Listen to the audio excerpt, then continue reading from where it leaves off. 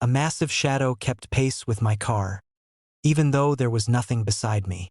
I noticed it only because it didn't make sense. The road was empty. 2 lanes of asphalt stretching through low desert scrub.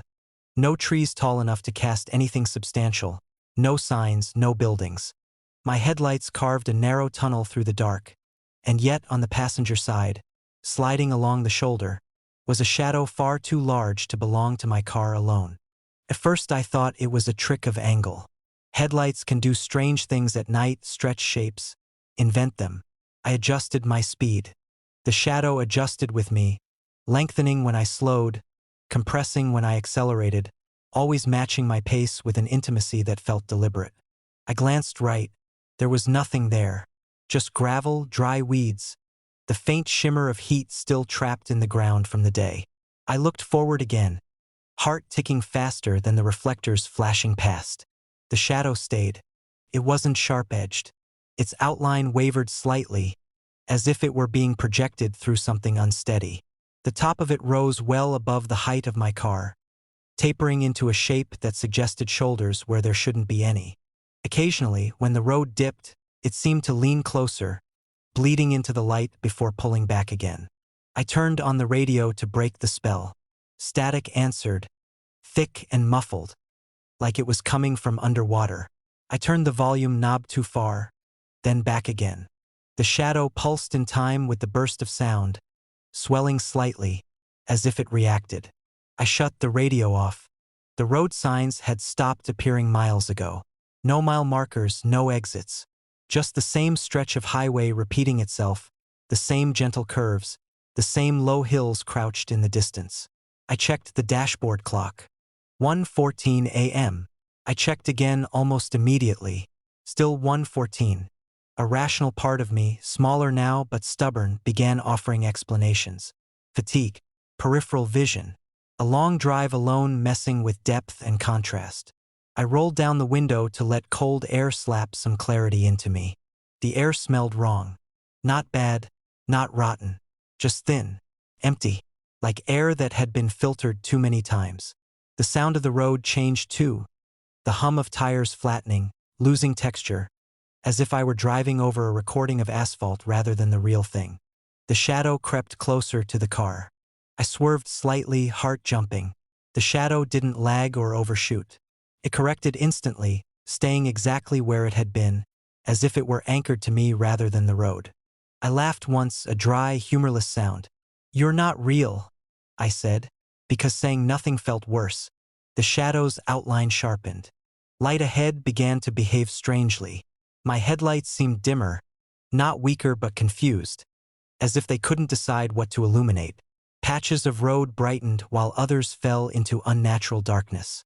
The shadow grew more complex as a result, its surface rippling with gradients that suggested depth where there should only be absence. I noticed then that it wasn't perfectly aligned with my car anymore. It was slightly ahead, matching my speed, yes, but anticipating it. When I pressed the accelerator, the shadow stretched forward a fraction of a second before the car responded. When I eased off, it leaned back first, then settled. It knew what I was about to do. A memory surfaced uninvited.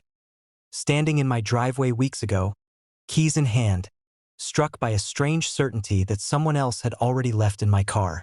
I remembered shaking it off, irritated at myself, and getting in anyway. The road ahead flickered, not like lightning, like a skipped frame. For an instant, the highway duplicated itself, layered slightly out of alignment, and then snapped back together. My stomach lurched, not from motion but from recognition, as if I'd seen that glitch before and forgotten why. The shadow peeled away from the ground, just barely, enough to notice, enough to prove it no longer obeyed the rules I was clinging to. Its lower edge lifted, hovering inches above the shoulder, still keeping pace, still impossibly solid for something made of nothing. I slowed to a crawl. The shadow slowed too. I stopped. The engine idled, loud in the sudden stillness. The shadow did not stop. It continued forward for several feet, then paused, as if realizing I was no longer following. Slowly, it turned toward the car. Shadows don't turn. They don't have orientation or intent. Watching it do so made my vision swim, my brain scrambling to correct an error it couldn't process. It leaned down, its upper mass pressing toward the passenger window. There was no face, no features, but there was a sense of attention so focused it felt like pressure against my skull. The interior light flicked on. I hadn't touched it. The shadow reacted violently, recoiling, stretching backward as if the light hurt.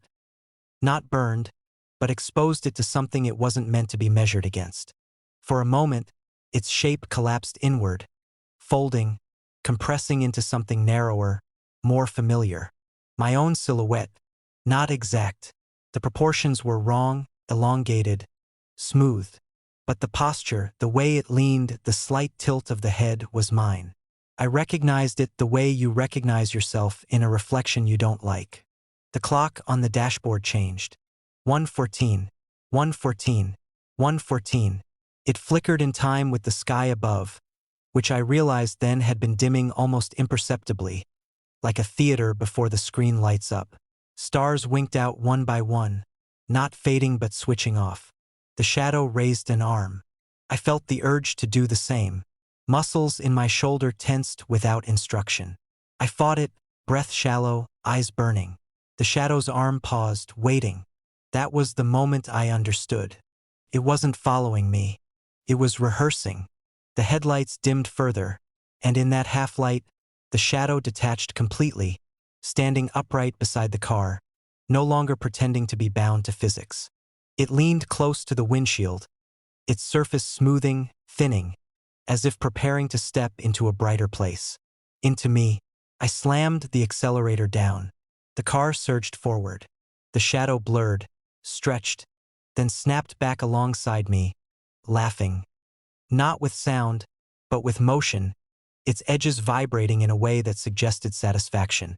The road straightened. The light stabilized.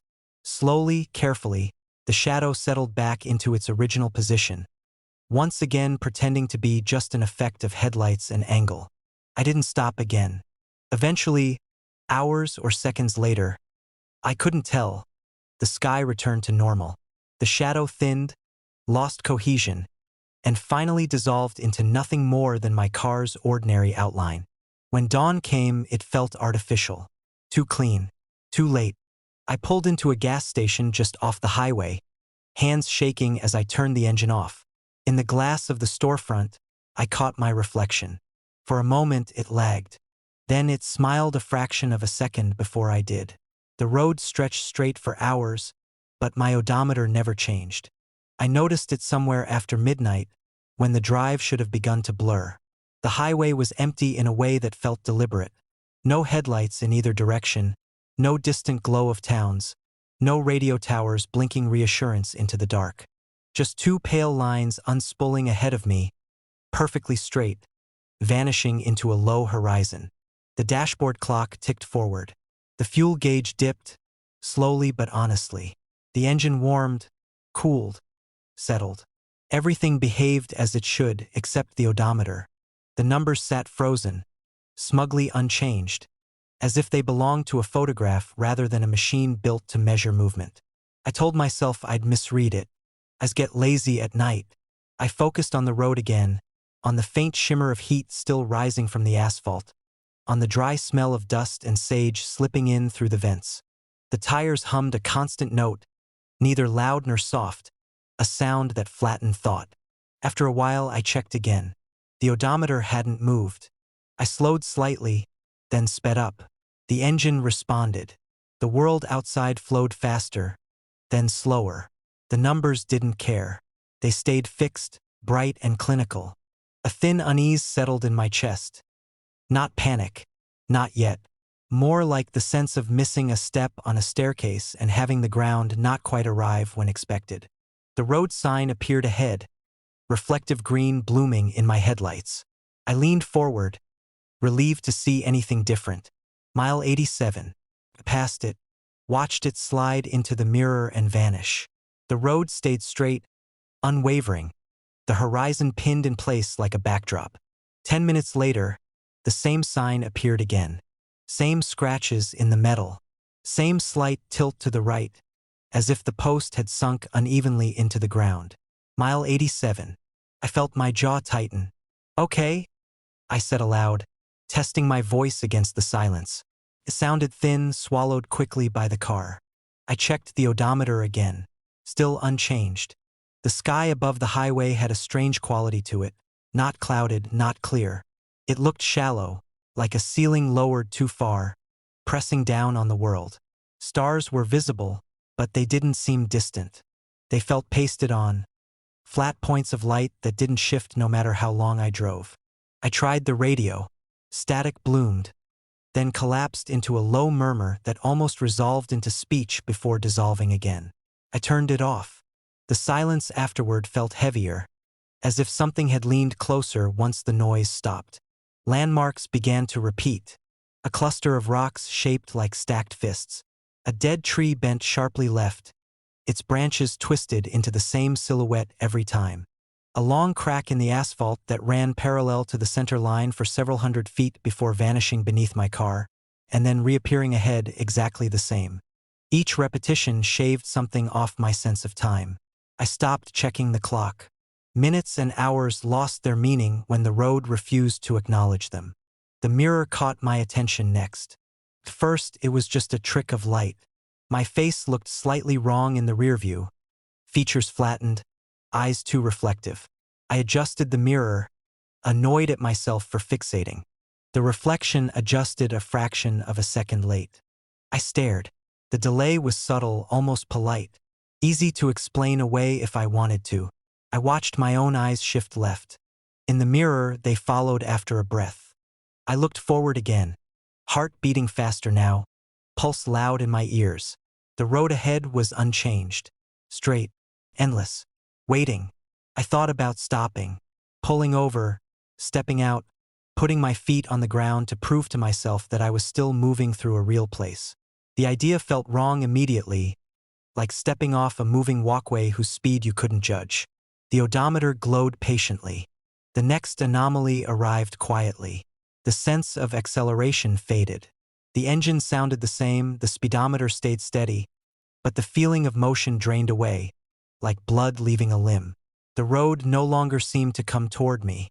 Instead, it felt like I was being carried beneath it, the surface sliding under my tires on some unseen mechanism. The illusion of driving replaced by something closer to standing still while the world pretended otherwise. Ahead, I saw headlights. Relief hit me so hard it almost hurt. Another car, approaching from the opposite direction, its beams steady and warm. Proof. Confirmation. I flashed my lights, a reflexive greeting, a plea I didn't realize I was making. The oncoming car drew closer and never arrived. It stayed the same distance away, suspended on the horizon, headlights growing no brighter, no dimmer. After a long moment, I realized something worse. It wasn't coming toward me. It was moving with me, mirroring my speed perfectly, locked in place ahead like an image painted on glass. I slowed.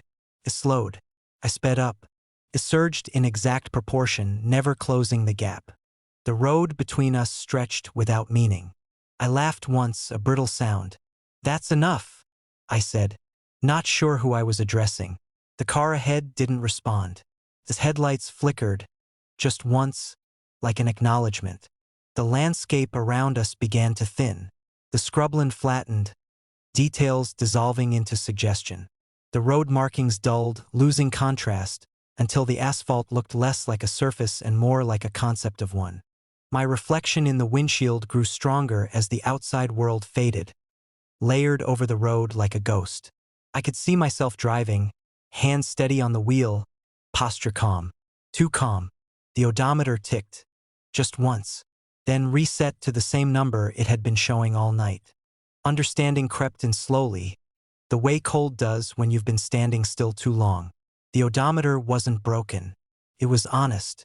It was measuring something I wasn't actually doing. I wasn't progressing. The car ahead began to resolve into detail as the world around it emptied out. Its shape sharpened, edges crisp against the thinning road. I recognized the model, the color. It was my car. Same small dent near the rear panel. Same roof rack I kept meaning to remove. The headlights aligned perfectly with mine, casting identical beams onto a road that no longer needed light. The distance between us finally began to close, not because I was gaining on it, but because the space between us was collapsing. The road shortened, folding inward like a tape being rewound. I could see the driver now. Me, not panicked, not struggling, just driving, eyes forward, expression neutral, as if this were exactly where I was supposed to be, as if I'd been here a long time. The realization hit with quiet certainty. This wasn't a loop. It was a handoff. The sense of motion returned all at once, nauseating and sudden. The engine surged. The road snapped back into focus. The other car slid seamlessly into my lane, ahead of me now, setting the pace. I followed because there was nothing else to do. Because eventually still existed in some diminished form, the headlights ahead faded. The landmarks stopped repeating. The odometer began to move again, numbers climbing as if nothing had ever been wrong. Dawn crept into the sky, pale and unconvincing. I pulled off at the first rest stop I saw, hands shaking as I killed the engine. The silence pressed in, deep and complete. I checked the odometer. It showed a number I didn't recognize. Too high, far more miles than I could have driven. In the bathroom mirror, my reflection stared back at me steadily this time. No delay, no distortion. Still, when I turned away, I had the lingering sense that somewhere behind me, on a perfectly straight road that never ended, something identical was still driving, convinced it was finally making progress.